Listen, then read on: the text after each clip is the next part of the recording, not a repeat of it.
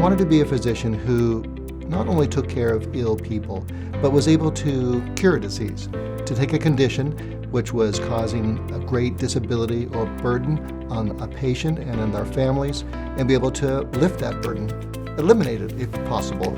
And in ophthalmology, we're very fortunate to be able to have medical and surgical therapies that can truly minimize or eliminate the burden of the disease that's affecting the patient, the child, and their family.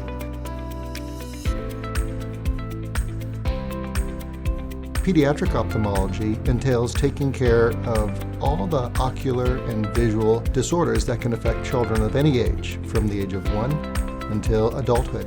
Pediatric ophthalmology allows us to make certain that every child can see the world as you or I see the world. In other words, if a child is born with an ocular condition that will prevent their vision from developing normally, we have to make an intervention. We have to do a treatment right away because the brain is developing, the clock is ticking. And if we don't do that in an urgent, in a skillful, in a correct fashion early in life, that will prevent the child from seeing for the rest of their life. So we have a moment in time where we can do something that will give the child a lifetime of good vision. Strabismus, which means misalignment of the eyes. Making eye contact is something that's critical for all of us to establish a relationship.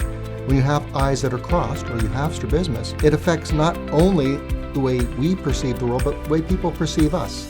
So to be able to align the eyes, to allow the eyes to move and appear normal as they should in all of us, changes not only the perception of others of us, but changes the way we perceive the world. We can restore function, but we can also restore the way people perceive themselves and give them self-confidence to know that they see the world like everybody else does. I can't imagine doing any other specialty than pediatric ophthalmology. But I just want to be able to say at the end of my day that I made a difference in the lives of individuals, and I made a difference that will be carried on from generations to come.